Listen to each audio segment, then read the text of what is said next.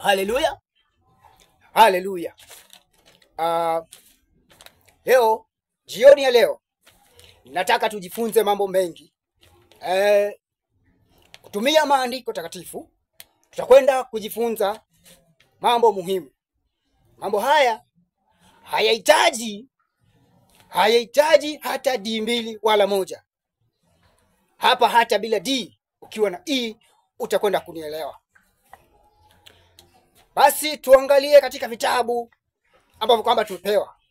Na tunaanza na kitabu.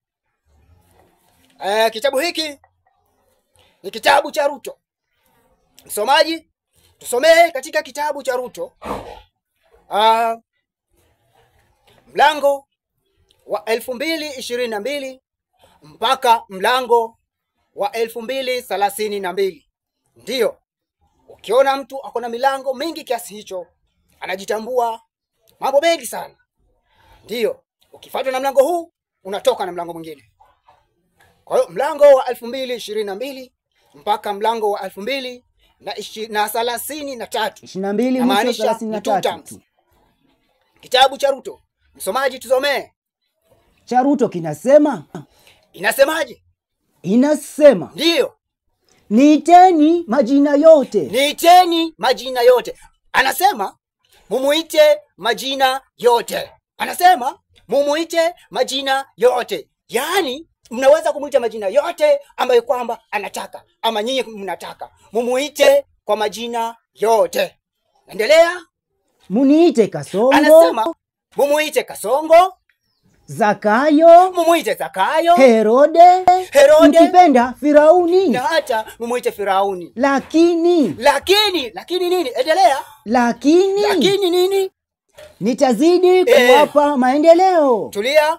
Anasema mumuite majina yote mnayotaka. Kasongo, Farao, sijui nani. Muiteni majina yote ulimwenguni. Lakini endelea. Nitawapa maendeleo. Anasema lakini nitazidi kuwapatia maendeleo. Ikiwemo, endelea. Ikiwemo nyota. Yes, hapo. Anasema mumuite majina yote ulimwenguni, lakini bado atawapatia maendeleo ikiwemo nyota. Ukipata nyota, ndugu yangu, si umefanikiwa?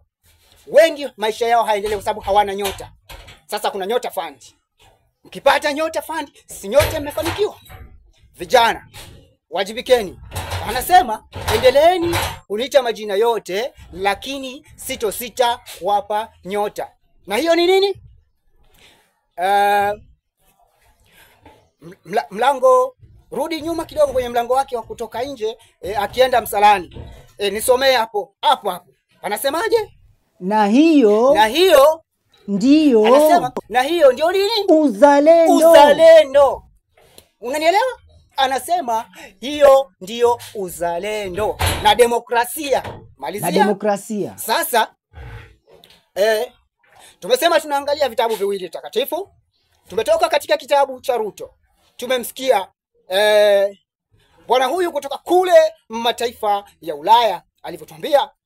Na sasa tunakwenda katika kitabu cha Suluhu.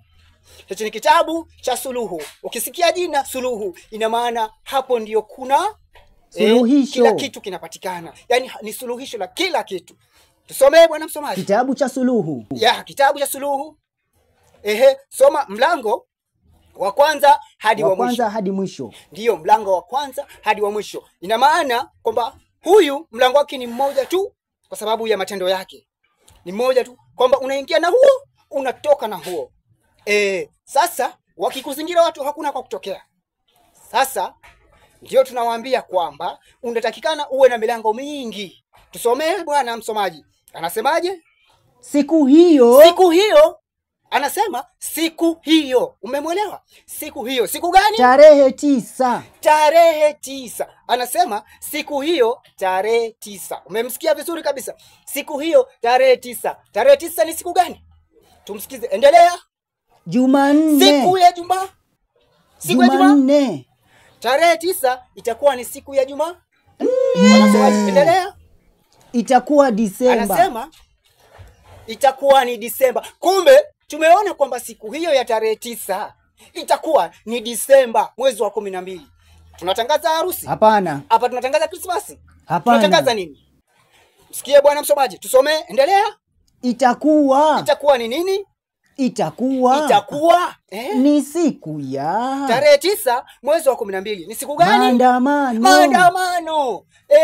Tarehe 9 mwezi wa 12. Kumbe tumeona kwamba siku hiyo itakuwa ni siku ya maandamano. Endelea. Hakutakuwa. Sasa hakutakuwa na nini? Sikiliza bwana, na kwamba mnisikilize kwa makini. Msikilize kwa makini tuweze kufaidika wote. Siku hiyo kitabu cha Suluhu kinasema tarehe 9 mwezi wa 12 kutokea nini au itakuwa nini? Tusomee bwana msomaji. Hakutakuwa.